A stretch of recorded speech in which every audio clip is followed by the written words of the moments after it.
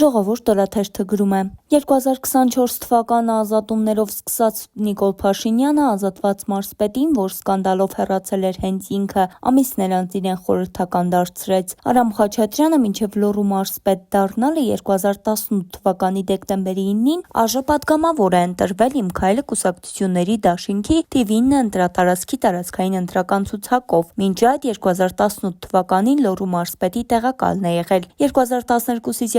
2016 թվականներին նախկինների ժամանակ Վանաձորի ավագանու անդամ, իսկ մինչ այդ 8 տարի եղել է Լոռու մարզի Վահագնաձոր համայնքի հիմնական դպրոցի նախնական զինվորական պատրաստության ուսուցիչ, մինչ այդ 10 տարի եղել է զինվորական։ Հայտնի կախիչի և ցնցուղի պատճառով պաշտոնից ազատված մարզպետը ներկայացրել է 2024 թվականի տարեկան հայտարարագիր, համաձայն որի Հայաստանի Հանրապետության վարչապետի խորհրդական Արամ Խաչատրյանը ունի 2 բնակարան, որից մեկը 2011 թվականին նվիրատվություն է ստացել Վանաձորում, իսկ երկրորդը 2021 թվականին գնել է կրկին Վանաձորում։ Հետաքրքիրն այն է, որ 2021 թվականին ձեռք բերված հույքի մասին 2022 թվականին ներկայացված հայտարարագրում ոչինչ չկա գրված, բայց այդ վրիպակը չի նկատվել ԿԿՀ-ի կողմից։ Հետաքրքիրն այն է, որ 2018 թվականից առ այսօր ներկայացված ոչ մի հայտարարագրում բնակարանի գնման մասին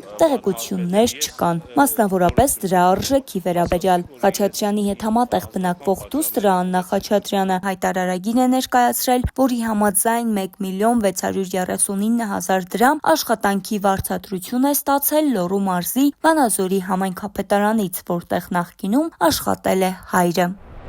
Ժողովուրդ օրաթերթը գրում է. Օրաթերթը ուղևորների ահազանգ է ստացել այն մասին, որ պետական աջակցություն ստացող Wizz Air ավիաընկերությունը պրահամեկնածներին բառացիորեն փողոցներն է գցել։ Wizz Air-ը անորոշության մեջ է պահում ուղևորներին երեկվանից, միայն ստացել են նամակ, որ չվերթը հետաձգվում է եւ վերջ, ինչու որքան ժամանակ չեն պարզաբանել։ Instagram-յան LangeSblog էջով հայտնի Էլեն Քանդարյանը հրապարակել է տեսանյութ, որ Պրահա-Երևան չվերթը չեղարկվել է առանց հստակ բացատրության։ Նրա խոսքով ուղևորներին ուղարկվել է հյուրանոց ընտրելու հղում, առաջարկվել է ընդամենը 1 օրով կացություն, մինչդեռ հաջորդ թռիչքը ըստ նրա 3 օրից է։ Զրո ինֆորմացիա, զրո կոմունիկացիա հաճախորդի հետ, նշել է նա։